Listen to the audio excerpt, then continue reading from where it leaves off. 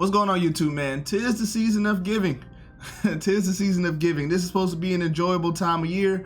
The streets are so crowded and I don't like it. I don't like it one bit. I can't even go up the street to do anything because there's just so much traffic and people are in a rush just to go give somebody else their money.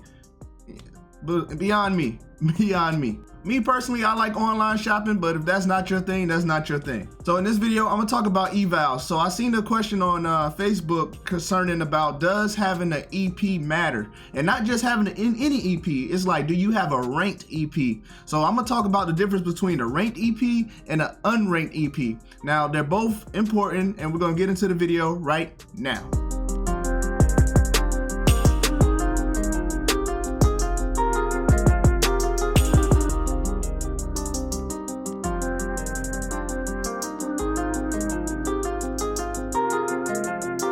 All right, so what's the difference between a ranked EP and a non-ranked EP? Now, just what it says. It's kind of like if you were in a match, let's just say a boxing match, right? So ranked means how do you fall out? How do you break out? How up or down on the rank or the totem pole are you against your peers? So you have a rank from 1, 2, 3, 4, 5 to whatever, right?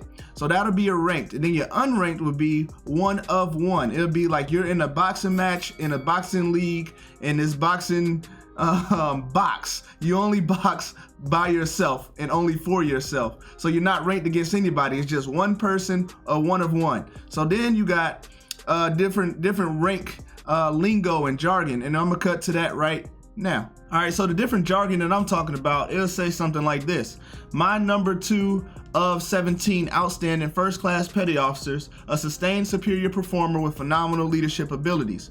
Now this will be a ranked eval. Now I'm gonna go to an unranked eval. Evaluation submitted upon transfer to wherever, and then it'll have the opening, and then it'll have the body, and then it has the closing.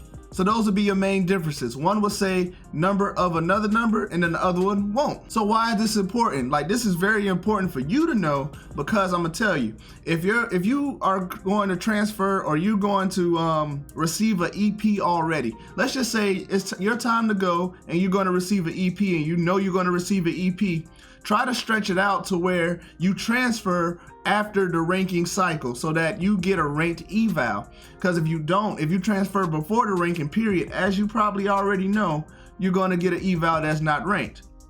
Now this is very important when it goes to going up for different types of boards or different type of programs. They like to see how did you break out among your peers, because then that holds so much weight. This is saying that your CO thinks that you're number 1 of 5, or number 1 of 10. Like, it doesn't matter how many people you're going against as long as it's just not 1 of 1.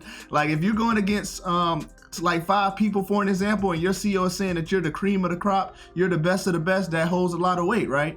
So if you could get a ranked and you know you're going to get a ranked EP, go ahead and try to stick it out. Now the real question would be, what if you are transferring and you know you're not going to get a EP, but you're going to get a ranked? Should you try to transfer before the ranking cycle? So the advice I got was yes. So I was in a situation where I wasn't going to get a favorable eval anyway. I just went ahead and transferred early before the ranking cycle. So then I got a 1-on-1 EP instead of getting a P, which will say something like, it won't even say a rank. It'll just say superior performer, works really hard, thank you for your service type deal. It won't say nothing extravagant. It's just going to say something. Matter of fact, I'm gonna show you an example right now. Okay, right here is going to be a perfect example of a ranked P eval. It says highly acute developing supervisor that consistently demonstrates a genuine concern for the professional and personal growth of his subordinates. So there you have it. So if it's ranked, it's going to say a number out of another number. If it's a transfer, it's going to say transfer on there somewhere. And then if it's not, if you just got a ranked regular eval, it's not going to say much of anything. It's just going to say you did all right. So if I were you, take this away. If you're going to transfer and you're going to transfer soon and you know you're going to be an EP and because you was an EP previous cycle, go ahead and get that ranked EP. Now, if you know you're not going to get an EP, let's just say you're going to get a P, go ahead and transfer early and get the 1-of-1 EP, the transfer EP.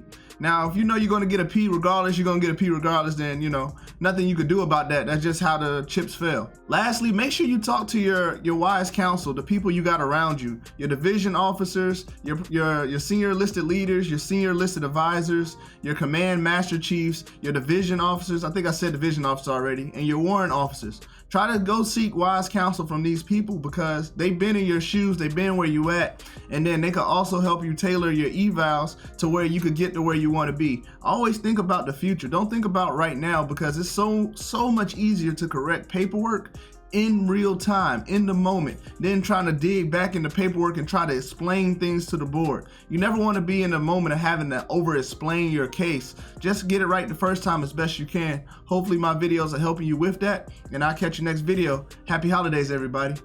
Peace.